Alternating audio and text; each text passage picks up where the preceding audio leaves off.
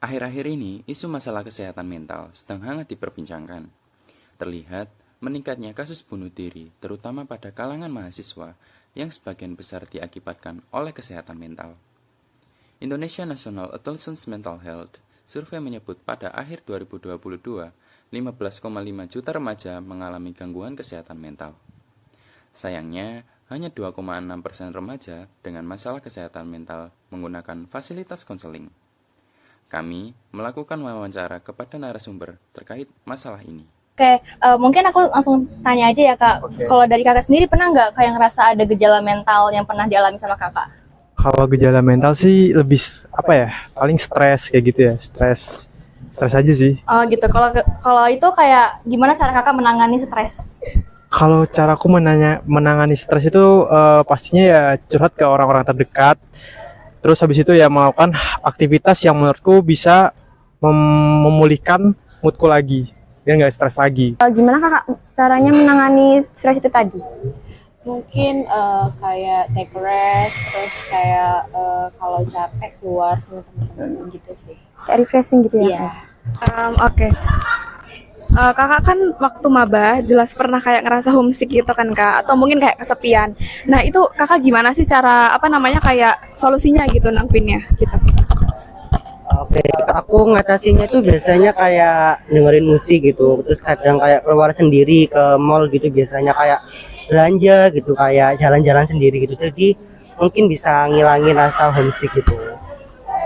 Kalau aku juga kurang lebih hampir sama ya kayak Ferry, pasti cara ngatasin perasaan kesepian ataupun homesick itu tadi dengan cara kayak ngalihin gitu loh, dengan ngelakuin hal-hal yang aku sukain, yang aku pengen lakuin. Mungkin kalau di Surabaya aku biasanya seringnya kayak naik ride, tahu naik ride? Oh, iya. Ya gitu, jalan-jalan malam keliling kota Surabaya, itu menurutku bikin feel better aja sih. Jadi kayak cari kesibukan gitu ya Kak? Iya, gitu betul.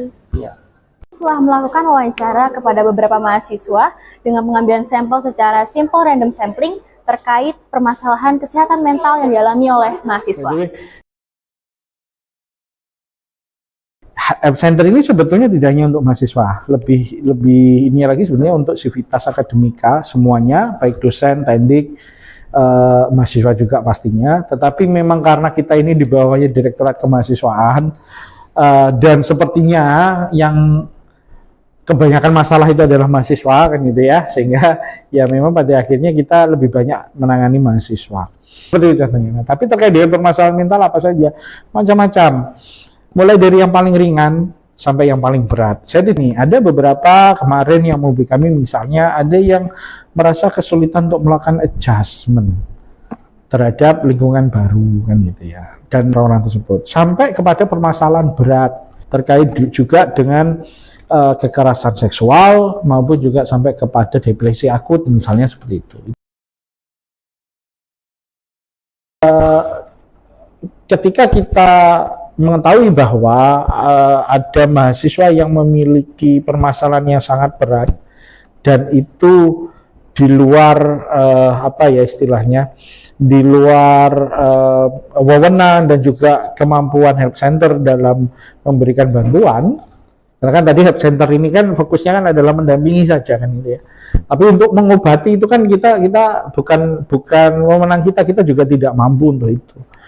Maka kita akan merekomendasikan yang bersangkutan untuk kemudian dirawat oleh misalnya lembaga atau mungkin pihak-pihak yang jauh lebih berwenang dan juga lebih berkompeten.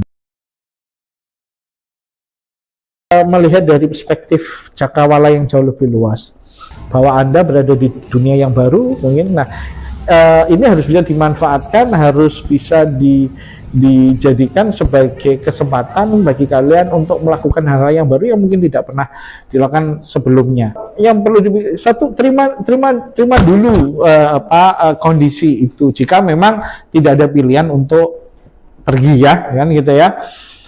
Sekali lagi itu adalah hak kalian untuk melakukan seperti itu. Nah, setelah kemudian bisa menerima apa yang kemudian dilakukan, cobalah untuk kemudian mencari titik-titik atau apa ya istilahnya, sisi-sisi yang nyaman yang mungkin bisa kalian gunakan atau bisa kalian fokuskan.